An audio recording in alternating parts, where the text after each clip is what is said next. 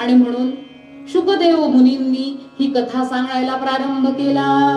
श्रीकृष्णस्यासीत् सखा कश्चित् ब्राह्मणो ब्रह्मवित्तमः विरक्तः इंद्रियार्थेषु प्रशांतात्मा जितेंद्रियः. राजा ऐक, श्रीकृष्णाचा एक सखाय होता. ब्राह्मणो ब्रह्मवित्तमः, नुसता ब्राह्मण, आडनावाचा ब्राह्मण नव्हता. आडनाव ब्राह्मणाचं असेल आणि अपेयपान आणि अभक्ष भक्षण करत असेल तर त्याला ब्राह्मण म्हणत नाहीत. अनेकांना वाईट वाटतं ऐकून, पण काय करू, शास्त्र असं सांगतं. ब्राह्मणो ब्रह्मवित्तमः, ब्रह्मवित्तमः म्हणजे ब्राह्मण्याच्या गुणांनी तो संपूर्ण आहे. कुठले आहेत ब्राह्मण्याचे गुण? तर गीतेत भगवंत 18व्या अध्यायात सांगतात, शमो दमस्तपशौचम क्षांतिरार्जवमेव च ज्ञानं विज्ञानमास्तिक्यं ब्रह्म कर्म स्वभावजम. शम, इंद्रियांचं शमन, शांतता राखणारा, दमन करणारा, तपस्या करणारा. शौच म्हणजे पावित्र्य राखणारा. क्षांतीर आर्जव, आर्जव म्हणजे नम्रता असलेला, ज्ञान असलेला. ज्ञान म्हणजे पैसे कसे दुप्पट करायचे काही वर्षांमध्ये, त्याला ज्ञान म्हणत नाही. त्याला या भौतिक जगतातलं फार फार तर हुशारी म्हणू शकतो. पण ज्ञान म्हणजे काय? ज्ञान म्हणजे 13व्या अध्यायात भगवंतांनी मोठी परिभाषा सांगितली ज्ञानाची. अमानित्वम अदंभित्वम अहिंसा क्षांतिरार्जवम आचार्योपासनं शौचं क्षांतिरार्जवमेव च इंद्रियार्थेषु वैराग्यम अनहंकारमेव च जन्म मृत्यु जरा व्याधिस् दुःख दोषानुदर्शनम् अध्यात्म ज्ञान नित्यत्वं तत्त्वज्ञानार्थ दर्शनम् एतज्ज्ञानमिति प्रोक्तम् अज्ञानं यदतोऽन्यथा. आणि इथे मयि चानन्य योगेन भक्तिर् अव्यभिचारिणी विविक्त देश सेवित्वम अरतिर्जन संसदी. ज्ञानाची फार मोठी व्याख्या भगवंतांनी सांगितली आहे की ज्याला मानाची अपेक्षा नाही. 4 लोकांमध्ये माझं नाव एखाद्या कार्यक्रमात घेतलं नाही तर ज्याला राग येत नाही. अमानित्वम अदंभित्वम, दंभ म्हणजे दंभाचार, करतो एक सांगतो एक. अहिंसा, हिंसा म्हणजे नुसती शारीरिक हिंसा नाही, एखाद्याला मारणं म्हणजेच हिंसा नाही, तर कायिक वाचिक आणि मानसिक. शरीराने एखाद्याला मारणं, मनात एखाद्याच्या वाईटाची इच्छा करणं आणि दुसऱ्याला एखाद्याला सुपारी देऊन परस्पर काटा काढणं, या तीनही गोष्टी हिंसेच्या अंतर्गत येतात. असो, हा फार मोठा विषय आहे. तर ज्ञानवंत आहे आणि भगवंताच्या ठिकाणी भगवान म्हणतात ज्ञानाचं सगळ्यात मोठं लक्षण मयीच अनन्य योगेना भक्तिर् अव्यभिचारिणी. माझ्या ठिकाणी अनन्य भावानी, नुसतंच अनन्य म्हणत नाही, पुढे म्हणतात अव्यभिचारिणी भक्ती. व्यभिचार या शब्दाचा अर्थ आपण जो करतो तो वेगळा, आणि इथं व्यभिचार जी गोष्ट ज्या करता वापरायची त्याशिवाय इतरत्र वापरणं म्हणजे व्यभिचार. नरदेह हा केवळ भगवंताच्या सेवेकरता वापरायचा, तो इतरत्र वाया घालवतोय भोगैश्वर्यामध्ये, तो झाला व्यभिचार. अनन्य म्हणजे न अन्य. भगवंताकडे भगवंताशिवाय इतर काहीही न मागणे आणि भगवंताकडे भगवंताशिवाय इतर कुणाकडे न जाणे, याला अनन्यता म्हणतात. अशी अनन्य अव्यभिचारिणी भक्ती असलेला ज्ञानसंपन्न, विविक्तः इंद्रियार्थेषु, इंद्रिय विषयांच्या ठिकाणी विरक्त असलेला आणि विरक्त असूनही प्रशांतात्मा. जरा 4 महिने लसूण कांदा सोडला आपण की आपल्याला असं वाटतं आपली उंची फुटभर वर झाली की काय. जे खातात त्यांच्याकडे काय तुम्ही लसूण कांदा खाता, स्वतः विरक्त आहे, पण जे इतर खातात त्यांच्याविषयी मनात राग नाही. प्रशांतात्मा जितेंद्रिय. मग कोण होता हा मित्र? भगवंताचा सांदीपनी ऋषींच्या आश्रमात असलेला अतिशय घट्ट असलेला मित्र म्हणजे फिल इन द ब्लँक्स. रिकाम्या जागा भरा. सुदामा. दोघं तिघच बोलतायत, हे काही बरोबर नाही. सुदामा. मग त्याची बायको कशी होती? तस्य भार्या कुचैलस्य शुच्छामाच तथा विधा. त्याची पत्नी अतिशय दरिद्र, 18 विश्व दारिद्र्यात जीवन व्यतीत करत असल्यामुळे तिचे वस्त्र देखील तसेच होते. कुचैल असा शब्द वापरलाय. कुचैल म्हणजे मळके, कसे तरी कपडे तिच्या अंगावर होते. पण तिचा उल्लेख या करता केलाय की एवढं सगळं असूनही आमच्या नवऱ्याला काही अक्कल नाही असा तिनं विषय काढू नये, घरात दारिद्र्य असून देखील. दारिद्र्य का होतं घरी? कारण अयाचित वृत्तीनं आपलं ब्रह्मकर्म संपादित करत होते. दक्षिणा आधी पाठवत नव्हते. इतकी इतकी दक्षिणा असेल तरच पूजेला येतो असं म्हणत नव्हते. आणि कसं आहे, अयाचित वृत्तीनं कार्य करणं हे अतिशय कठीण आहे. कुणासमोर याचना न करता जे देतील त्यात समाधान मानणं.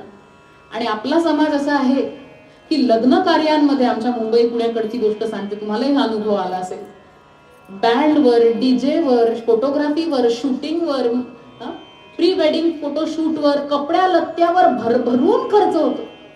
पण सगळा हात आखडता घ्यायचा असतो ते भटजीच्या दक्षिणेला.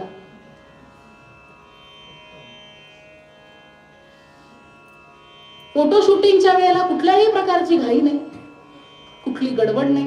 पण पूजेचे विधी सुरू झाले की गुरुजी शॉर्टकट मध्ये करा, गुरुजी शॉर्टकट मध्ये आटपा. आता हे शॉर्टकट मध्ये विधी केल्याने लग्न किती शॉर्टकट टिकतात ते बघा. अयाचित वृत्तीनं सुदामदेव आपला प्रपंच चालवत असल्याने देणारे निघायचे 4, न देणारे निघायचे 25. कसं व्हायचं? पण त्यांच्या पत्नीनं त्याही परिस्थितीत आपल्या पतीचा आदर करावा. नव्हे आपल्या पतीचा काय अधिकार आहे हे तिला माहिती होतं. महासाध्वी, हा महासाध्वी, शुची शांत दारा. महासाध्वी, शुची शांत दारा.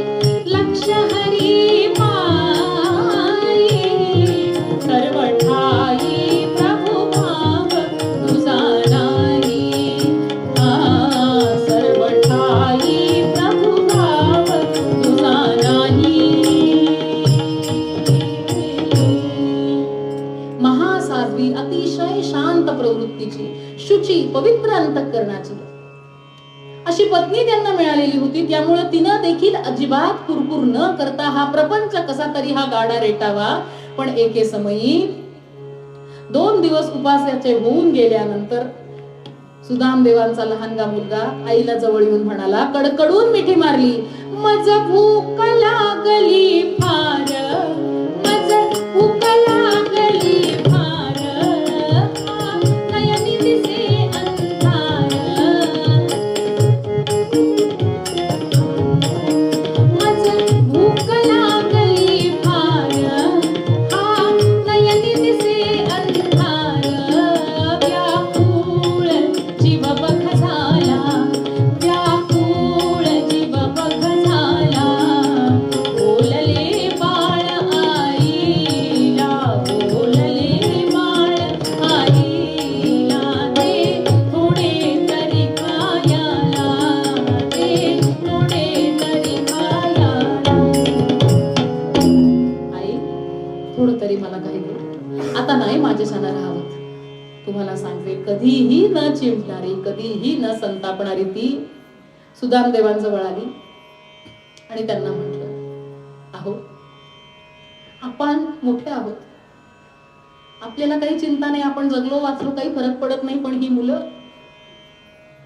यांचं काय करायचं हो? एकटीनं कसा हा प्रपंचाचा गाडा मी ओढू, मला सांगा. सुदामदेवांनी मुलांना बोलवलं. मुलांनो, काय हवं बाळा? बाबा, मला ना बैलगाडीच्या चाका एवढी मोठी जिलबी हवी. अच्छा, तुला काय हवंय? मला ना मला आभाळ एवढी मोठी बर्फी हवी. लहान मुलांच्या कल्पना हो. आणि हा सगळं मिळणार आहे.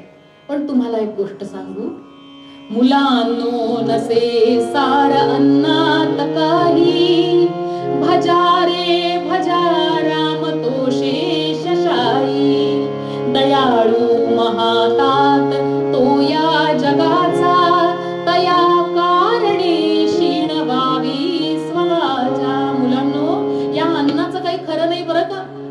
हे अन्न असं आहे की जरा जास्त गोडधोड खाल्लं की काही दिवसांनी रक्तात साखर येते, आणि कितीही रक्तात साखर आली तरी रक्तातली साखर कधी जिभेवर येईलच याची काही शाश्वती नाही. तुम्हाला कोणी सांगितलं की जिलबी आणि बर्फीच गोड आहे म्हणून? अरे, या जगात ही जिलबी आणि बर्फीच गोड नाही, मग काय गोड आहे? मधुरम मधुरेभ्योऽपि मंगलेभ्योऽपि मंगलम्, पावनं पावनेभ्योऽपि हरेर्नामैव केवलम्. हरेर्नाम हरेर्नाम हरेर्नामैव केवलम्, पावनं पावनेभ्योऽपि हरेर्नामैव केवलम्. या जगात दधी मधुरम मधु मधुरम, द्राक्षा मधुरा सुधापि मधुरैव, पण तस्य तदेव हि मधुरम मथुरानाथस्य नाम यद्गीते. या जगात या जिलबी बर्फी पेक्षाही माझ्या श्यामसुंदराचं नाव ज्या गीतात ज्या पदात गोवलंय ना, ते सगळ्यात गोड. म्हणा, श्री कृष्ण गोविंद हरे मुरारे, हे नाथ नारायण वासुदेव, प्रद्युम्न दामोदर विश्वनाथ, मुकुंद विष्णूर भगवन नमस्ते. असं एका लयीत म्हणता म्हणता म्हणता मुलं लागीत गेले, झोपी नाही. सुदामदेव म्हणतायत, भगवंता कृष्णा, आजचा दिवस संपला, उद्या जशी तुझी इच्छा असेल तसं. हे ऐकल्यानंतर मात्र सुदामदेवांची पत्नी अजिबात ऐकायला तयार नव्हती. अहो, नुसता माझा सखा, माझा मित्र, माझा सवंगडी म्हणून तो द्वारकेचा राजा आहे म्हणता, अहो एकदा जाऊन तरी बघा त्याच्याकडे. माझी एखादी मैत्रीण असती, माझी अशी परिस्थिती आहे हे बघितल्यानंतर तिनं मला लगेच मदत केली असती. पहा, तुमचा मित्र आला तरी का? अगं, तो माझ्या एकट्याचा नाही, सगळ्यांचा मित्र आहे, प्रत्येक जीवात्म्याचा तो मित्र आहे. आणि किती त्याला घ्यावेन, त्याच्यात मी जाऊन माझ्या संसाराचं रडगाणं त्याच्या समोर गायचं का? अहो, नुसती सदिच्छा भेट द्या. आणि मी असं ऐकलंय, स्मरतः पाद कमलम आत्मानमपि यच्छति.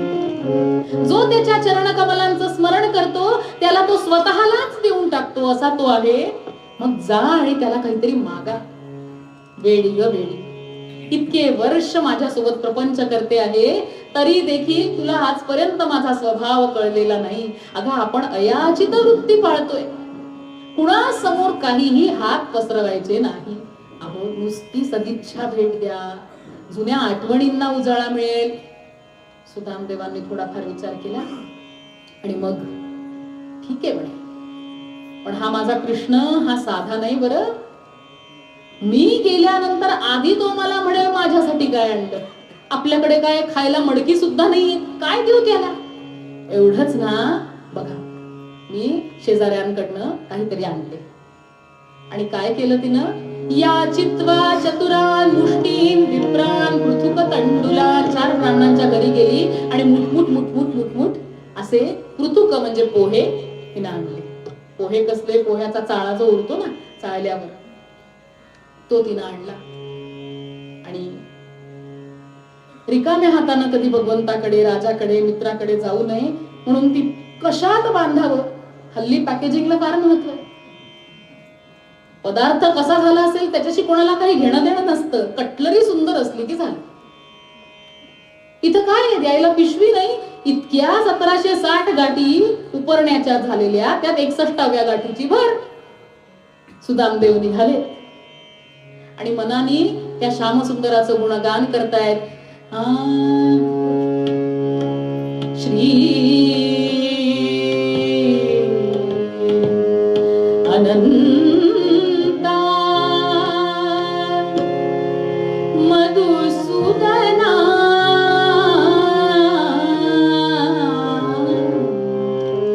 श्री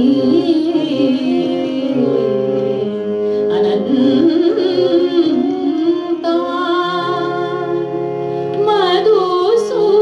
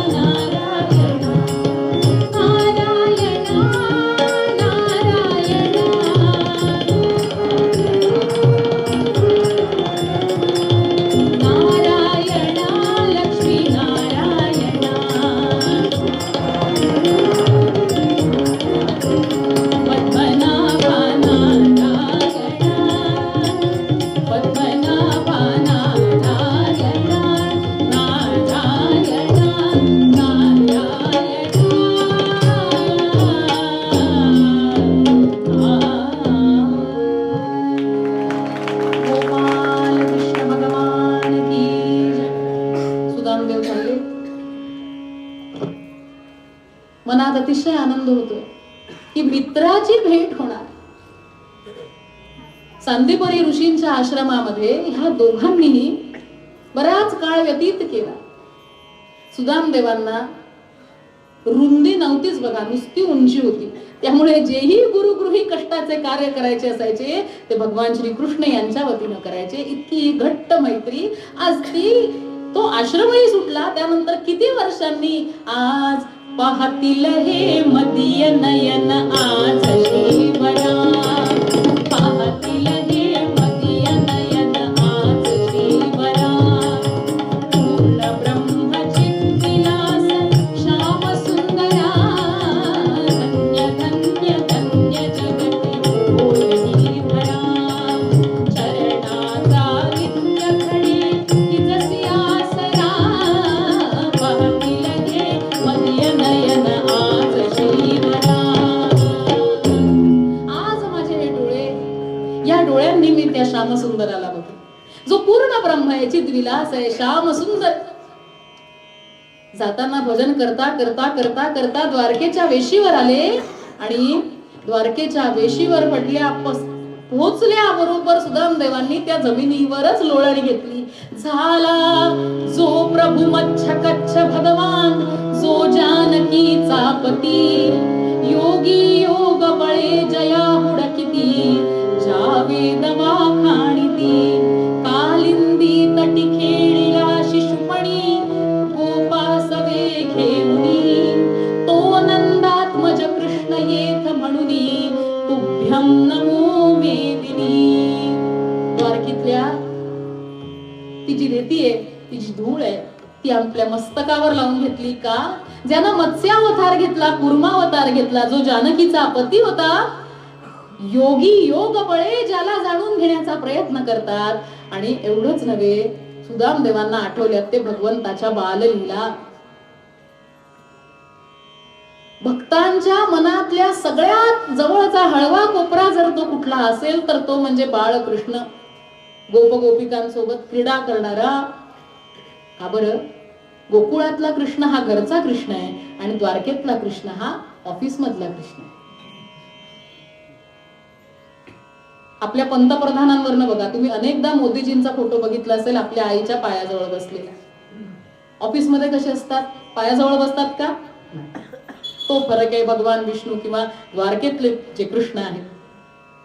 आणि म्हणून भक्तांना त्या बाललीलांनी मोहित केलेलं असतं. आपल्या मित्राचा उत्कर्ष ते डोळ्यांनी बघतायत, वेशीत न दिसतायत मोठे मोठे उंच उंच कळस. कशाचे कळस? कॉन्क्रीटचे, दगडविटांचे? अनर्घ्या रत्नांचे कळस नभचुंबित वसती, रवी चंद्र ज्वाला नलतडित वेष्टीत वसती, सुवर्णाच्या भिंती सरितपती दुर्गा गवसणी, रणाकारा हारी झळकती गृहा रत्न किरणी. रत्नांचे कळस, निरनिराळे रत्न. आपल्याकडे सोनं असतं, किती असतं? विचारत नाही, मला माहिती करून घ्यायची नाही. किती असतं? जे असतं ते बँकेत असतं, फारच फार गळ्यात असतं, हातात असतं. इथे भिंती आहेत सोन्याच्या आणि दगडविटांचे कळस नाही, मोत्यांचे रत्नांचे कळस आहेत. कोणचे रत्न आहे? यादी सांगते. रत्न कोणचे आहेत ते मला माहिती नाही, पण यादी पाठवा.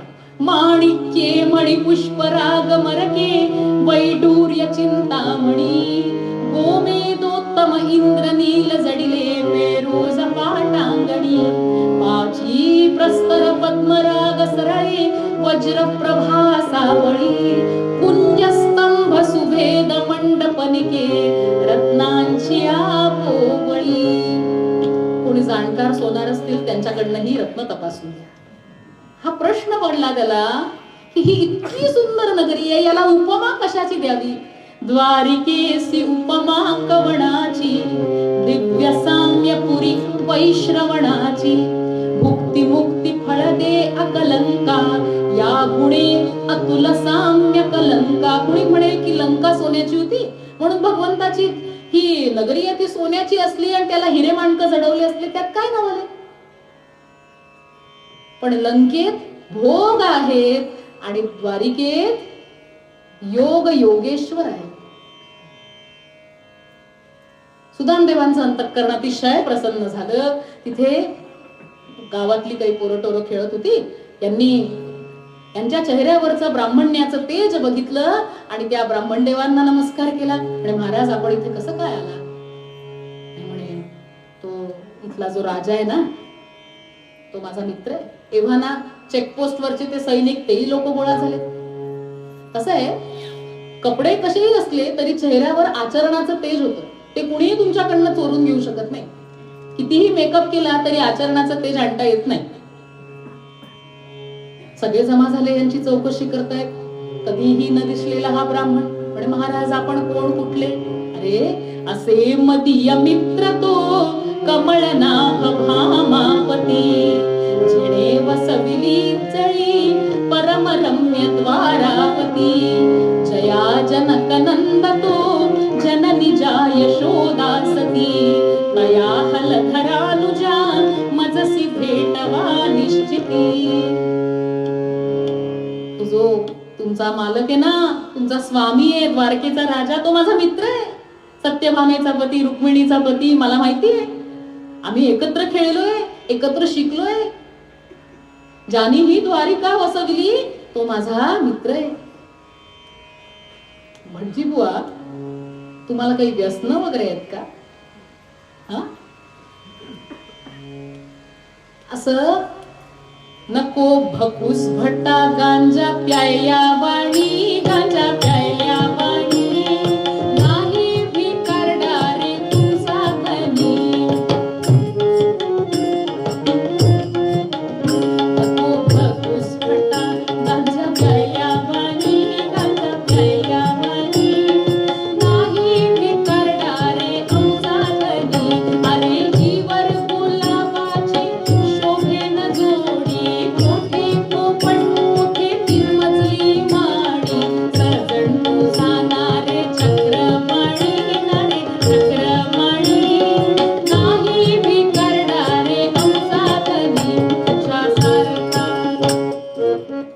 या गीत प्रकाराला छक्कड असं म्हणतात. दासगणू महाराजांनी आपल्या वाङ्मयामध्ये विविध प्रकारची काव्य, वेगवेगळ्या ढंगांचे काव्य, त्यांनी अंतर्भाव केलाय. त्यापैकी हा छक्कड.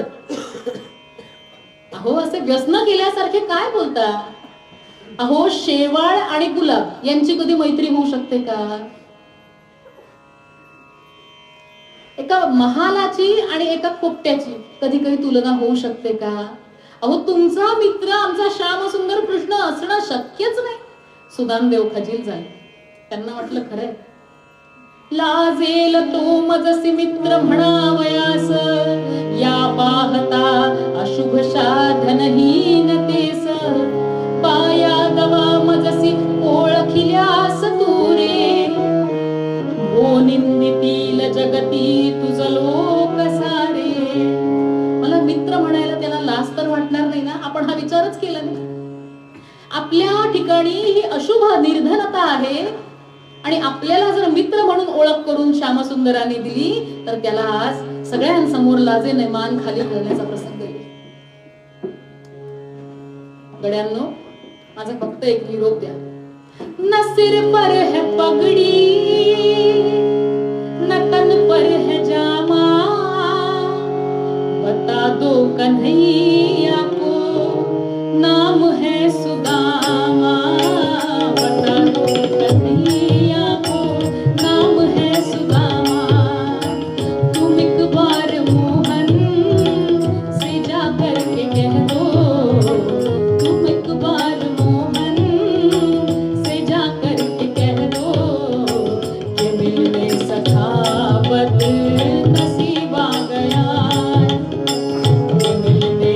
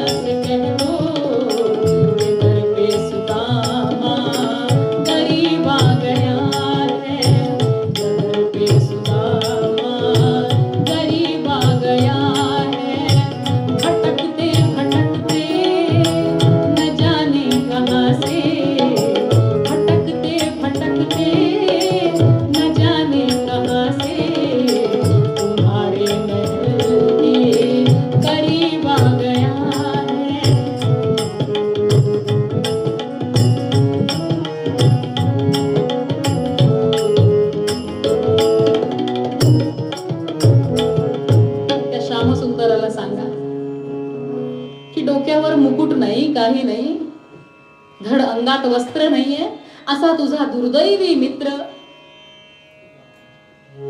येऊन गेला, एवढा निरोप द्या. आता हे कृष्णाच्याच गावचे पोरं, हे काही ते ऐकायला तयारच नाही. आपले भगवान किती सुंदर, आपला राजा किती सुंदर, आणि म्हणून सहज मजे भगवंता या सुदाम्याला त्याच्या त्या गोपसखे जे छोटे छोटे होते तिथे खेळत होते आणि त्यांनी जरा धक्का दिला. सुदामदेव खाली पडले. कपाळाला मोठी चंद्राकृती अशी खोच पडली आणि हसायला लागले. यांना वाटलं या ब्राह्मणाला वेड लागलं. का? खाया ना मिळते म्हणून तनुला पांडुरताही आली, भस्माची नच त्यामुळे गरज की माते प्रभो नाही. ल्यालो कौपिन मस्तकावरी जटा, होता कमी चंद्रमा, तो येथे मजला भला तव सख्या दारात पुरुषोत्तमा. दोस्ती हमेशा बराबर वालों में होती है. बरोबर आहे. कृष्ण सुंदरच आहे, त्याची दोस्ती कोणाशी होईल?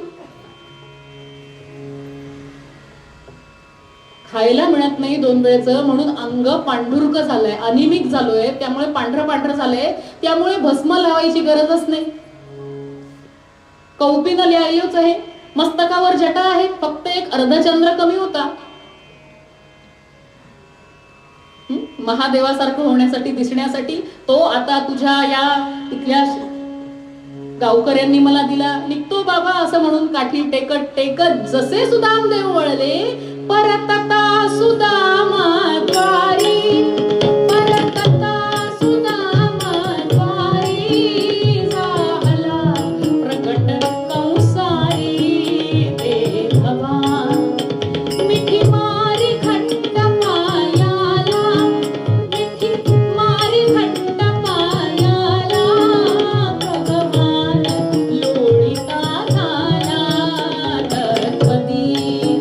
द्विजवरा मदीय तू भरा, द्विजवरा मदीय तू भरा, गळ्यातील हिरा धरी नाचरा, रागमज विषयी, रागमज विषयी, मित्रास पदरी त्यागे द्विजवरा. परतता सुदामाद्वारी, जाहला प्रगट कंसारी. भगवंतानी कडकडून सुदामदेवांच्या पायाला घट्ट मिठी मारली, कारण भगवान गो ब्राह्मण प्रतिपालक आहे. आणि एवढ्यावर थांबले नाही, भगवंतांनी त्या सुदाम्याला उचलून घेतलं आपल्या खांद्यावर. सुदाम्या ते घेऊन पाठी, नाचू लागला जगजेठी, ती मौज पाहण्या मोठी, दाटी झाली सर्वांची.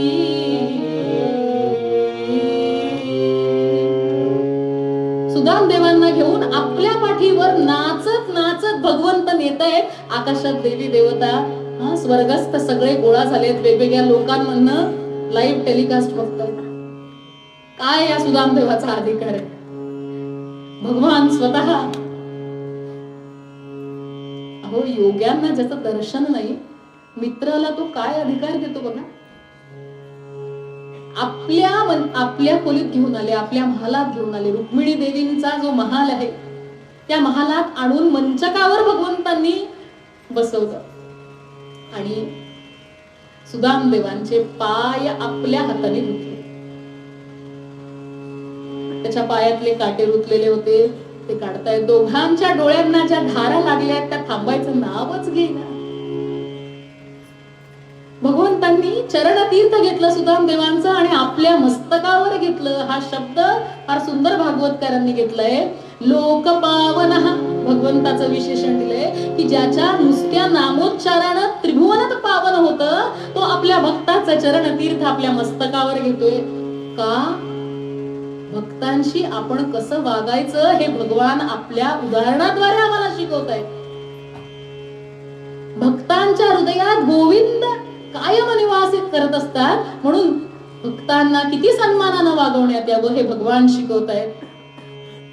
ज्या मंचकावर रुक्मिणी देवी आणि भगवान हे दोघच बसू शकतात, त्यावर सुदामदेवांना भगवंतांनी बसवलं आणि विचारलं, सुदाम्या कसा आहेस रे? वहिनी मुलं बाळ बरी आहेत? एकदम छान आहे कृष्णा, एकदम छान. हो ना, मग आता इथून पुढे सगळं छानच होणार आहे. बरं ते जाऊ दे. आमच्या वहिनींनी काहीतरी पाठवलं असणार, तुला काही सुचत नाही सुद्धा म्या, पण माझ्या वहिनी या मोठ्या हुशार आहे. काय आणलंय तू माझ्यासाठी? वहिनींनी काय पाठवलंय ते तरी सांग. देवा अकिंचन असे तवहा सुदामा, त्वन्नाम हेची धनकी मम साच रामा. देवा तुला द्यायला माझ्याजवळ काही नाही, मी अकिंचन आहे. अकिंचन मध्ये म्हणजे ज्याच्या नावावर काहीही नाही या जगात, कुठलीही वस्तू भौतिक गोष्ट या जगात ज्याच्या नावावर काही नाही. पण एक गोष्ट आहे, तुझं नाम हेच माझं धन आहे. तेवढं मात्र मी कमावलंय. हे सुद्धा मी गप्पा नको मारू, सांग ना काय पाठवलंय वहिनीने ते. अरे मी तुला काय देणार? द्यायला तू हवं वेड्या मला. माझं एवढं मोठं ऋण घेतलंयस भक्तीचं, ते आधी फेड.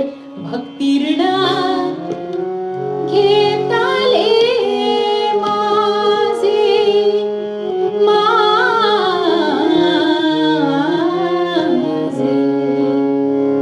भक्ती ऋण घेतले माझे रे, चरणा गहाण आहेत तुझे. तुझे चरण तू गहाण ठेवलेस, आधी ते मला सोडवले. सुदाम्या मला उगाचच कोडे घालू नकोस. माझ्यासाठी काय आणलेस ते सांग. कृष्णा तुला मी काय देणार? रत्नाकरस्तव गृहं गृहिणीच पद्मा, किंदेयमस्ति जगते जगदीश्वराय. आभीरवाम नयनारुतमानसाय, दत्तं मनो यदुपते कृपया गृहाण. तुझं घर म्हणजे रत्नाकर, साक्षात रत्नांचा साठा असलेल्या समुद्रात तू राहतोस बाबा. तुझी भार्या म्हणजे लक्ष्मी, ती तुझे पाय चुरते. मी तुला काय देणार? पण फक्त एक गोष्ट अशी आहे की जी तुझ्या जवळ नाही, माझ्या जवळ आहे. कोणती?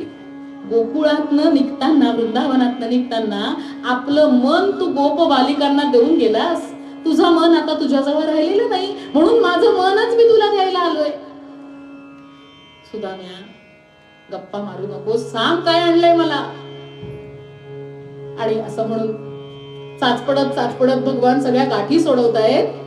सुदामदेव म्हणाले, वेड्या हृदयाजवळची गाठ उकल. भिद्यते हृदय ग्रंथी छिन्नते सर्व संशयः, क्षीयन्ते चास्य कर्माणि तस्मिन् दृष्टे परावरे. आणि खरोखरीच छाती जवळची गाठ भगवंतांनी सोडवली आणि त्यात असलेले पोहे आपल्या हातावर घेतले. इथे पहिला सीन संपला. लोकांना काय वाटतं, मालिकांमध्येच सीन 1 सीन 2 असतो का? आम्हालाही करता येतो. दुसरा सीन राणी वशाकडे. राणी वशामध्ये आले देवर्षी नारद आणि ते घाई घाई करतच आले. रुक्मिणी देवी, सत्यभामा देवी, जांबवती देवी, अहो या या, चला चला, ऐका तरी. अहो काय झालं नारदा, कसली घाई करता आहात? म्हणे रुक्मिणी कोण नारदा, वीर आमुचा आला. म्हणे रुक्मिणी कोण नारदा, वीर आमुचा आला. थोडक्यात परी स्पष्ट रीतीने सत्वर सांगा मला. थोडक्यात परी स्पष्ट रीतीने सत्वर सांगा मला. पंचवदन विरूपाक्ष सदाशिव, तो काही देवी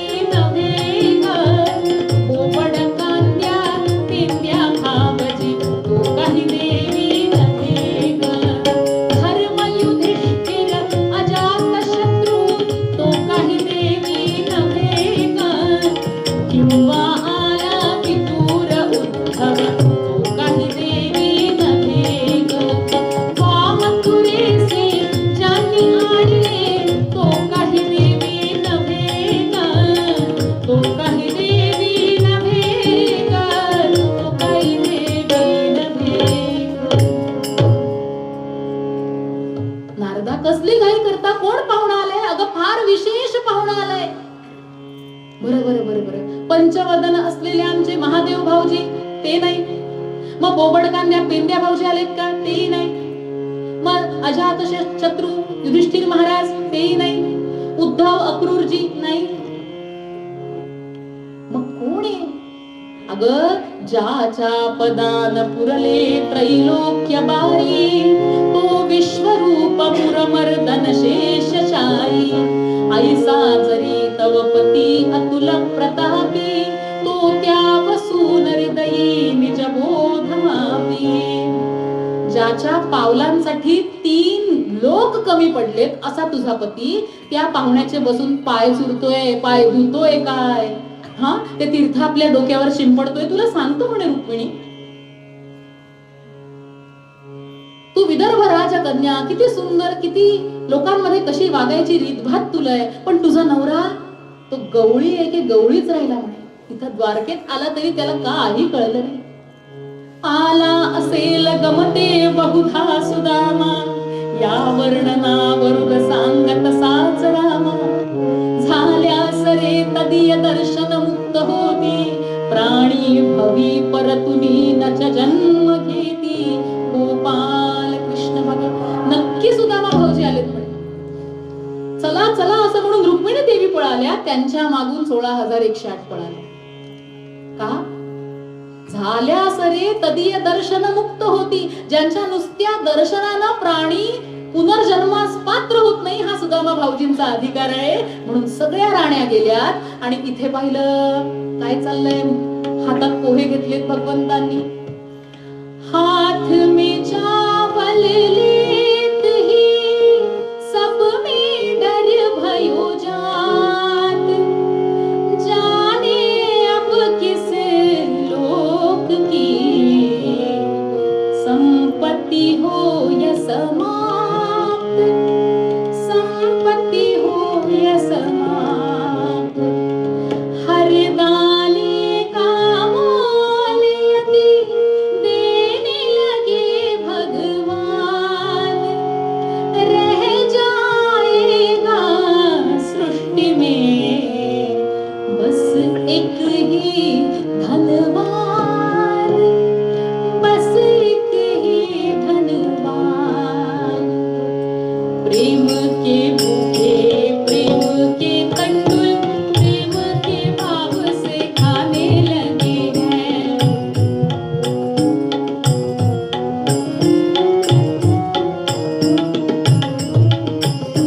तंडुल के दाने में दीनता, दैन्य दरिद्र चबाने लगे हैं. एक एक मुट्ठी में एक एक लोग,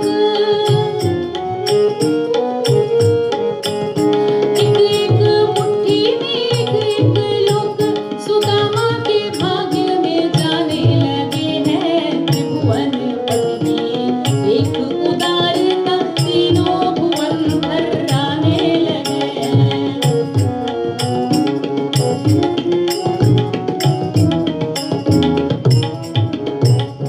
पहली मुट्ठी लेते ही प्रभु ने स्वर्ग सुदामा के नाम किया है.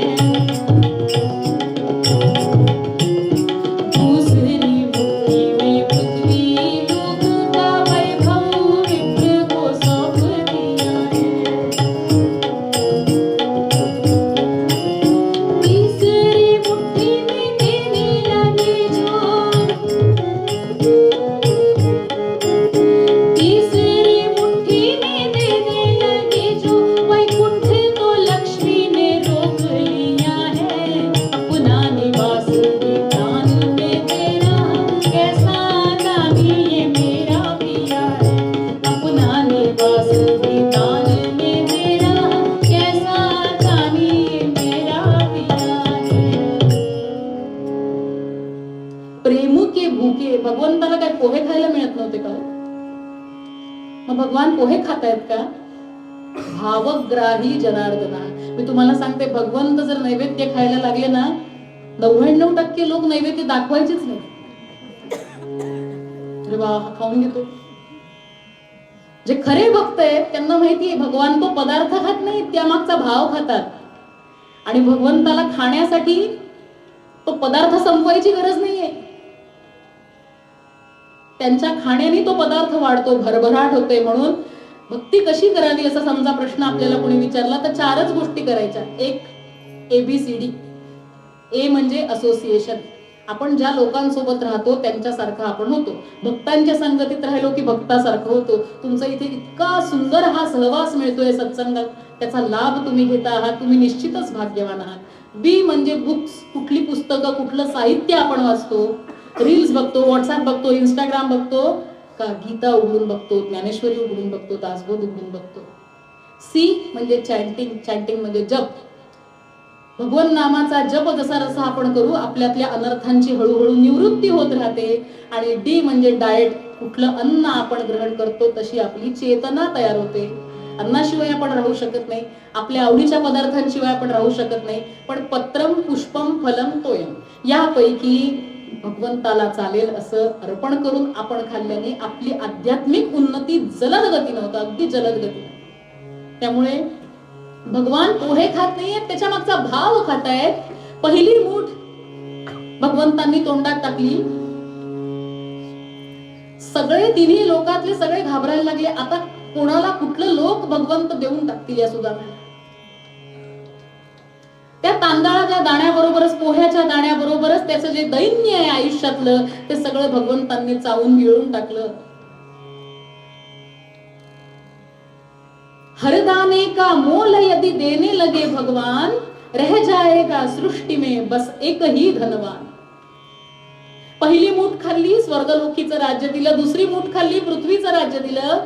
आता तिसरी मूठ तोंडात टाकण्यात तेवढ्यात रुक्मिणी देवी आल्या आणि हा गूढ संवाद त्यांच्यामध्ये झाला. देवा तुम्ही काय करताय? स्वर्ग दिला, पृथ्वी दिली, ठीक आहे, पण वैकुंठ? रुक्मिणी, या 3 मुठी म्हणजे सुदाम्याची आतापर्यंतची संपूर्ण संपत्ती आहे. हे तू विसरलीस का?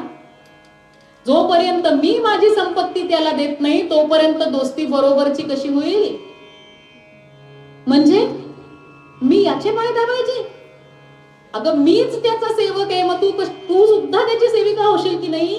नाही म्हणे भगवंता, मी केवळ तुमची दासी आहे. आणि असं म्हणून प्रकटपणे लक्ष्मी देवींनी ती पुरचुंडी हिसकावून घेतली. सुदामा भाऊजी हे बघा, यांचा स्वभाव असा आहे, जे काही करायचं एकटं खाऊन घेतात आणि मला काही देत नाही. बघा मी अर्धांगिनी आहे तर अर्धा भाग मला द्यायला हवा ना. असं म्हणून कण कण कण कण सगळ्या राण्यांच्या हातावर देतायत. सुदाम्या, ही बघ तुझी बहीण मत्स्य अवतारात आली का? नाही. कुर्मा अवतारात आली? नाही. नृसिंह अवतारात तर जवळ यायला तयार नव्हती. शांत झाल्यावर मग लक्ष्मी नृसिंह मम देही करावलंबम आधी कुठे होती? देवा तुलाच बायकोची कटकट नको होती म्हणून तू तिला नेलं नाहीस म्हणे. तुझं बरं आहे बाबा, घरच्या बाईला खुश ठेवल्याशिवाय पाहुण्याची सोय नीट होत नाही. असा खेळीमेळीचा संवाद. आणि त्या सुदाम देवांसाठी भगवंतांनी मित्रोत्सव जाहीर केला. मित्रोत्सव म्हणजे माझा मित्र मला खूप वर्षांनी भेटला आहे, त्या निमित्त ज्याला जे लागेल ते उचलून घेऊन जा. मोठे मोठे गंज भरून ठेवलेत, पातेलं भरून ठेवलेत. एकेका बाईनं 3-3 पैठण्या नेल्यात म्हणे, मला माहिती नाही असं म्हणतात.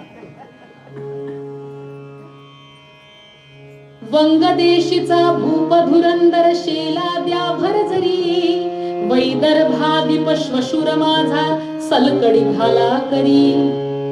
कोणाला उपरणी दिलेत, कोणाला शेले दिलेत, कोणाला रत्न दिलेत. परी सुदाम्या लागून फाटक्या चिंध्या नारायण. सुदामदेवांना अजून काही मेकओव्हर दिलेला नाही.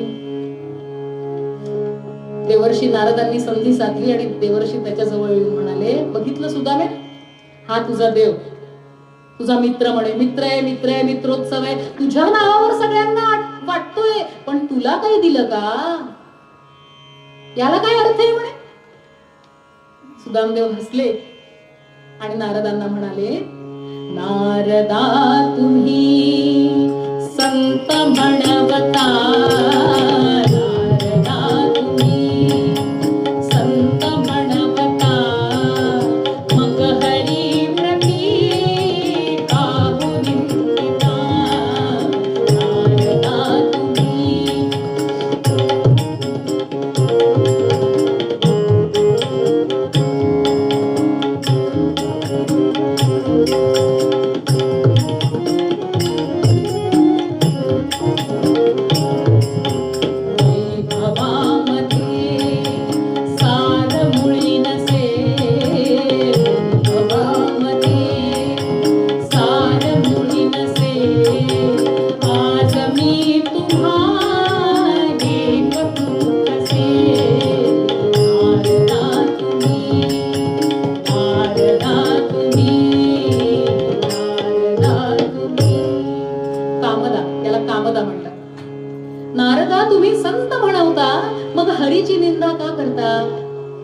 अहो, या वैभवामध्ये, या समृद्धीमध्ये कुठलंही सार नाही. ह्या आपल्यासारख्या संतांना देखील मी सांगावं का? आपण तर देवर्षी आहात.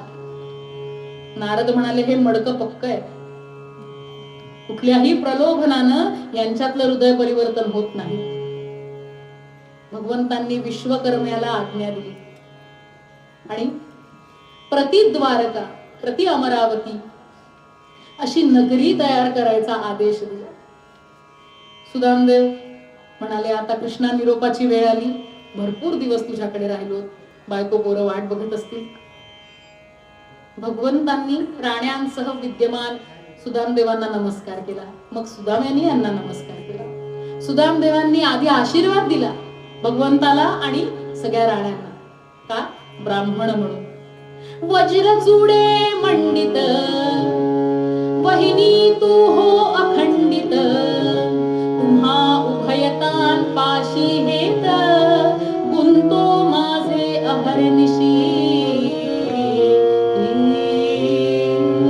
दुसऱ्या चरणामध्ये मागणं मागितलं. वहिनीला वज्रचुडे मंडित हो म्हणून सगळ्यांना आशीर्वाद दिला. आणि दुसऱ्या ओळीत म्हणताय, तुम्हा उभयतान पाशी हेत, गुंतो माझे अहर्निशी. या सुदाम्याला तुम्हा दोघांच्या चरण कमला व्यतिरिक्त इतर कुठल्याही गोष्टींची इच्छा कधीही होऊ देऊ नकोस. सुदामदेव घरी जायला निघाले. घरी जायला निघाले आणि घराजवळ येऊन पाहतात तर भलतीच कडे पोहोचलो असं त्यांना वाटलं. का गुगल मॅप्स चुकीचं लागलं की कसं आपलं होतं. त्यांना वाटलं भलत्याच लोकेशनवर आलो. कारण एवढा झगमगाट मोठा महाल फिरून द्वारकेलाच पोहोचलो की काय असं त्यांना वाटलं. समोरून दास दासी येत आहेत, यांना सामोरं जायला, आणि एक लक्ष्मीप्रमाणे रूपवती स्त्री येताना दिसली. देवी, आपण कोण आहात? अहो देवी कसली, मी तुमची बायको आहे. अगं हे कुठून झालं, हे कसं झालं? मी तुम्हाला म्हंटल ना, स्मरतः पाद कमलम आत्मानमपि यच्छति. ज्याच्या चरण कमलांचं स्मरण केल्यावर तो स्वतःलाच देऊन टाकणारा कृष्ण, त्यानं हे सगळं केलं. कृष्णा, अरे या करता मी पोहे आणले होते तुझ्यासाठी. या करता मी तुला भेटायला आलो होतो. तू मला ओळखलं नाहीस का? अरे यातलं मला काही काही नको. इथं आधी प्रकट हो आणि मला सांग की हे तू का केलंस. आणि तुम्हाला सांगते, भगवंत प्रकट झाले. सुदाम्याला कडकडून मिठी मारली. कृष्णा, अरे काय रे हे कशासाठी, कुणासाठी? सुदाम्या, हे त्यांच्यासाठी ज्यांना याचीच भाषा कळते. उद्या कृष्णाशी सख्यत्व केल्यावर काय प्राप्त होतं हे लोकांना जेव्हा सांगायची वेळ येईल तेव्हा तुझं चरित्र सगळ्या जगापुढे समाज लक्षात ठेवेल की भगवंताशी सख्य भक्ती केल्यावर काय प्राप्त होतं ते. आणि अगदी तेच जनाबाईंनी आपल्याला पूर्वरंगाच्या पदात सांगितलंय. भगवंताला वश करायचं असेल तर त्याच्याशी प्रेमाचं नातं जर जोडायचं असेल तर नामस्मरणाशिवाय पर्याय नाही. ऐसा अंकित भक्तासी म्हणे नामयाची दासी. भक्ताचा आश्रित असल्यासारखा हा भगवंत राहतो. आणि त्याकरता भगवंताच्या नामस्मरणा इतका रामबाण उपाय नाही.